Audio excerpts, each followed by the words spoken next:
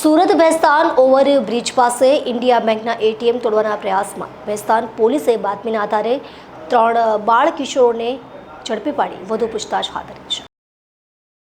ભેસ્તાન ખાતે ઓવરબ્રિજ પાસે આવેલા ઇન્ડિયા બેંકના એટીએમમાં ગત 31 માર્ચે રાત્રે 3 બાળ કિશોર ત્રાટક્યા હતા, પરંતુ એટીએમમાં લગાવવામાં આવેલા સીસીટીવી કેમેરા અને સેન્સર થકી મુંબઈ સ્થિત હેડ ઓફિસને જાણ થતાં તુરંત જ પોલીસ કંટ્રોલ રૂમમાં ફોન કરવામાં આવતા ભેસ્તાન પોલીસ ઘટના સ્થળે દોડી આવી હતી।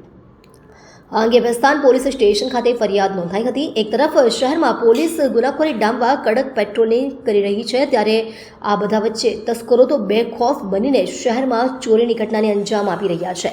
ત્યારે શહેરમાં ફરી એકવાર એટીએમમાં ચોરીનો પ્રયાસ કરાયો છે। ભેસ્તાન વિસ્તારમાં ઓવરબ્રિજ પાસે ઇન્ડિયા બેંકના એટીએમમાં 3 બાળ કિશોરોએ તોડવાનો પ્રયાસ કર્યો હતો, પરંતુ એટીએમમાં લગાવવામાં આવેલા સીસીટીવી કેમેરા અને સેન્સર થકી મુંબઈ સ્થિત હેડ ઓફિસને જાણ થતાં તુરંત જ પોલીસ કંટ્રોલ રૂમમાં ફોન કરવામાં આવતા ભેસ્તાન પોલીસ ઘટના સ્થળે દોડી આવી હતી અને તપાસના ચક્રો ગતિમાન કરી ગણતરીના દિવસોમાં 3 બાળ કિશોરોની ધરપકડ કરી વધુ પૂછતાછ હાથ ધરી છે।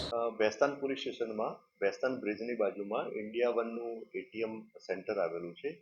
આ એટીએમ સેન્ટરમાં 31 માર્ચના સાંજના સમયે 3 અજાણ્યા ઇસમો એટીએમ સેન્ટરમાં આવે છે અને ત્યાં આવી અને એટીએમ મશીન સાથે છેડછાડ કરે છે, તેને નુકસાન કરે છે અને ચોરી કરવાની કોશિશ કરે છે। જે અનુસંધાને આના જે એવિડન્સ મળ્યા એ આધારે એટીએમ જે કંપની જે છે એના ઝોનલ મેનેજરે ફરિયાદ આપેલી હતી અને એ ફરિયાદ આધારે ભેસ્તાન પોલીસ સ્ટેશનમાં ચોરીની કોશિશ અને નુકસાનનો ગુનો દાખલ થયેલો હતો। આ ગુનાની તપાસ ચાલુ હતી।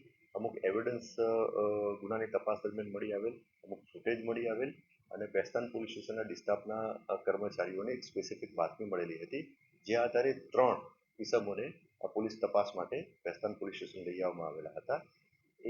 આ ત્રણેય ઇસમોની પ્રાથમિક પૂછપરછમાં અને એમના ઉંમરના પુરાવા બાબતે તપાસ કરતા આ ત્રણેય જણ જે છે એ માઇનોર જણાઈ આવેલા છે, એટલે કે કાયદાના સંઘર્ષમાં આવેલ કિશોર જણાઈ આવેલા છે અને એમની પ્રાથમિક પૂછપરછમાં એમને ચોરી કરેલાની કબૂલાત કરેલ છે અને આ ચોરી એમણે 7,000 ની ચોરી કરેલાની કબૂલાત કરેલ છે।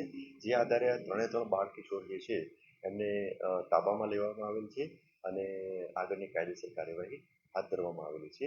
આ ત્રણેય જે કાયદાના સંઘર્ષમાં આવેલ કિશોર જે છે એમની પ્રાથમિક પૂછપરછમાં એમણે એવું જણાવેલું છે કે આના પહેલા એમને કોઈ ગુનો કરેલો નથી, એવું એમને જણાવેલું છે।